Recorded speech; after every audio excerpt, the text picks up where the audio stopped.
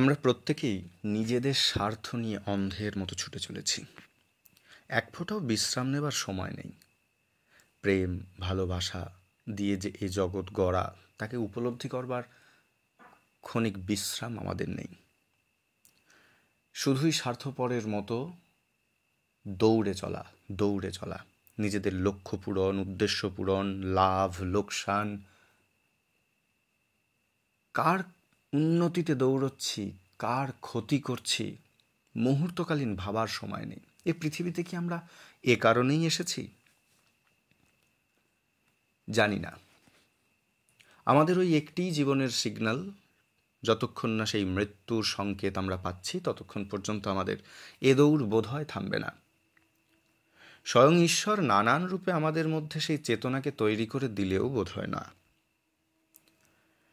তাই কবি নীরেন্দ্রনাথ চক্রবর্তী কলকাতার যিশু কবিতায় কি দেখছেন দেখি। কলকাতার যিশু। লালবাতির নিষেধ ছিল না, তবুও ঝড়ের বেগে ধাবমান কলকাতা শহর অতর্কিতে থেমে গেল। ভয়ঙ্করভাবে টাল সামলে নিয়ে দাঁড়িয়ে রইল ট্যাক্সি ও প্রাইভেট, টেম্পো, বাগমার্কা ডবল ডেকার।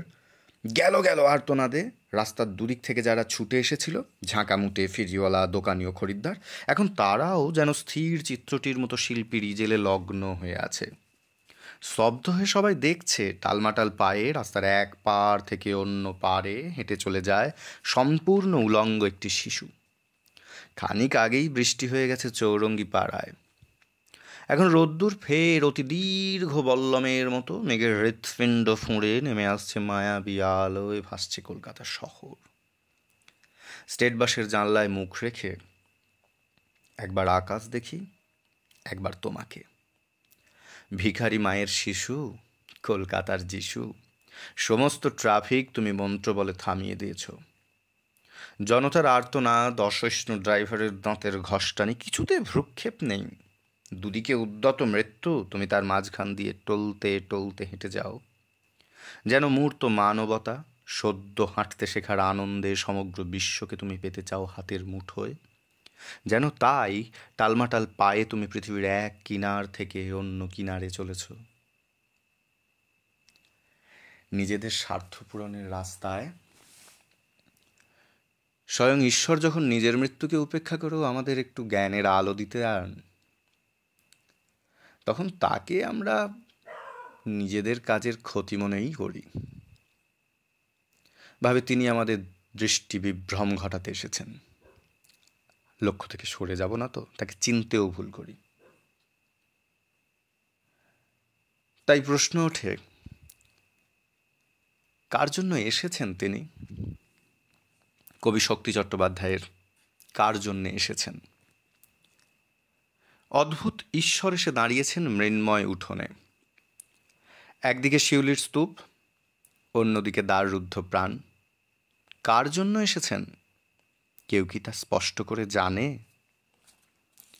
ঈশ্বর গাইছেন গান, তার পথশ্রমে ক্লান্ত ধুলো লেগে আছে দুটি পায়। তবু তা স্পন্দিত হলো নাচে, কয়েকটি চিটকোনা ছোটে, চেতনার আনাচে কানাচে। একটু গেলে শিমুলের তুলো, ঈশ্বর কাঁদছেন একা। সভায় যে কাঁদে, সে সংসদে মানুষের শুভ পণ্য বিক্রি করে দেশবন্ধু সাজে। বন্যার আখুটে বালি সভ্যতা গঠনে লাগে কাজে, এই বলে যে ভাষায়, সে কখনো ঈশ্বর দেখেনি। আমার ঈশ্বর এসে দাঁড়িয়েছেন সবার উঠোনে।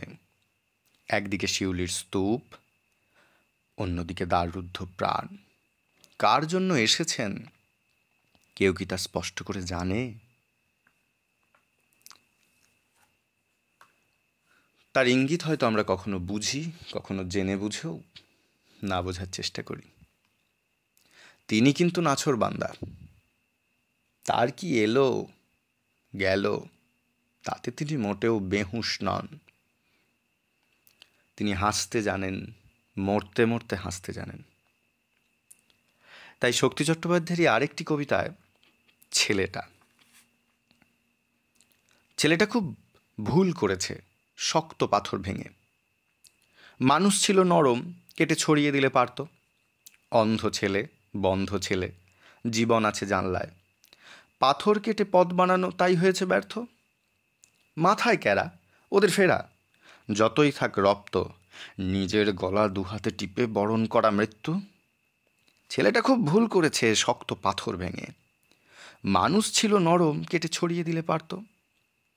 পথের হদিশ পথই জানে, মতের কথা মত্ত। মানুষ বড় সস্তা, কেটে ছড়িয়ে দিলে পারত।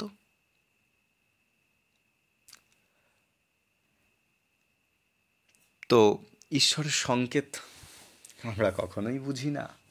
শুভ সংকেত, চেষ্টা, সেগুলোকে আমরা অন্যায়ই মনে করি। নিয়মের থেকে বেনিয়ম মনে করি আমরা। তারা আসেন, নিজেদের মতো কষ্ট পান, আর আমরা তাদেরকে আরও কষ্ট যন্ত্রণা দিই। পরে আবার যদিও তাদেরই মূর্তি গড়ি, কিন্তু তারা জীবদ্দশায় কাঁদতে কাঁদতেই আমাদের ছেড়ে চলে যান। এখন যখন চলে যায়, সবাই তো আর বেহুঁশ থাকে না। যাদের জন্য হয়তো তিনি এসেছিলেন, সেই কয়েকজনের,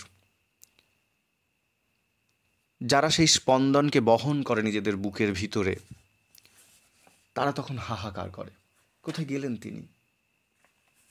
কেন নেই তিনি আমার সামনে আজ?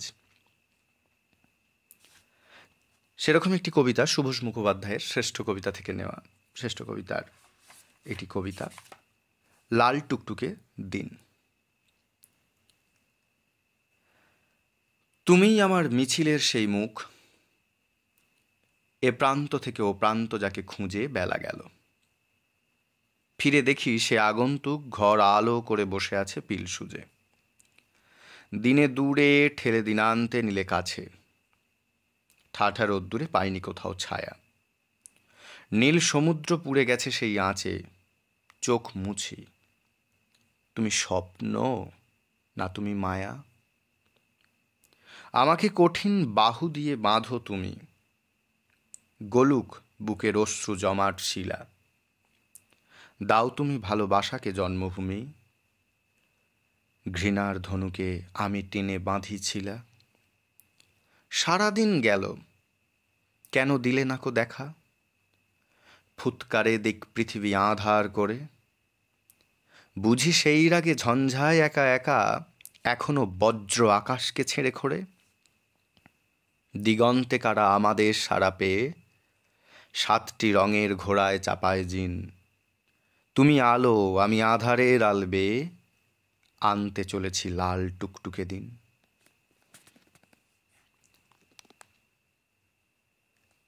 আজ আমি অমলেন্দু আপনাদের এই কয়েকটি কবিতাই শোনালাম।